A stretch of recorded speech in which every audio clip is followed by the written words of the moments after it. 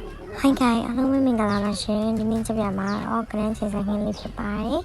ပထမဆုံးဗီဒီယိုလေးကိုအမကြီးပါဝိုင်းတောင်းမှပါတယ်နော်ဒီဆုံးကနန်းလေးကိုစီးနေကြော်ပါမယ်နော်စီမကြော်လေးရပါတယ်နော်ကိုကကြော်လိုက်ပါတယ်ကြော်ပြီးပြီဆိုရင်ရွှေရွှေလေးကြော်လာရင်ပေါ့နော်ရေးရေးလေးဖြစ်လာရင်ပြန်ခတ်ထားလိုက်လို့ရပါတယ်ပြီးပါပြီဆိုရင်စက်တုံအနှစ်လောက်ဖို့အတွက်စက်တုံနဲ့စက်တုံဖြိုလေးကိုစီတက်ပါတယ်စီလေးနည်းနည်းညိုလာပဲအခါစီလေးနည်းနည်းညိုလာတဲ့အထိပေါ့နော်စီလေးတက်ပါတယ်ပြီးပါပြီဆိုရင်တော့ထောင်းနိုင်ယူသီးလေးကိုထည့်ပြီးတော့မှုပါမယ်ထောင်းနိုင်ယူသီးလေးကိုရေဆုံးမှုပါမယ်ရှင်ပွင့်ပြီးနုံးလာတဲ့ခါကျရင်အနှစ်အတွက်ခရမ်းစစ်သီးယူသီးစိမ့်လေးကိုထည့်ပါမယ်ဒီနေရာမှာခရမ်းစစ်သီးကကြိတ်ထားလိုက်ရပါတယ်ကွာတော့မှုပါတယ်ဒါကအနည်းလို့ဖို့အတွက်ပါဒီလိုလေးရလာပြီဆိုရင်အိုးမကအောင်လို့မှုပေးပါမယ်ရေရောမထည့်ပါနဲ့အောင်နော်ရေလေးနည်းနည်းလေးအိုးလေးဘေးလေးတောက်ပေးပါဒါဆိုရင်အိုးကတမမဟုတ်ပါဘူး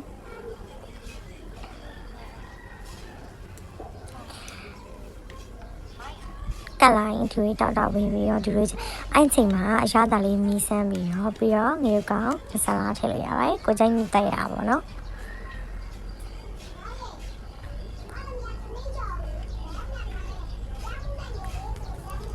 အိုးလေးမကောင်းမှုပေးပါ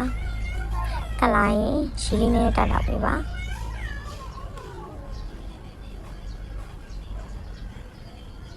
ဒါကတော့ချီရပါတော့ခင်းကြည့်လေးကြည့်ပါပြီးကနန်းလေးထည့်ပါမယ်တချို့နေရာလေးကိုမြိုက်ပြလိုက်မိပါလို့ရှင်မြဲလိုက်မိလို့ပါဒါကတော့ငါကြက်ဥလေးထည့်ပေးပါပြီနော်ကြက်ဥအနည်းလောက်တဲ့ချိန်ကြီးခိုက်ထည့်ရပါဒါကတော့မကြီးနဲ့ထည့်ရပါရတာလေးလည်းမြည်ကြည့်ရပါတယ်နော်ကိုကတက်ကို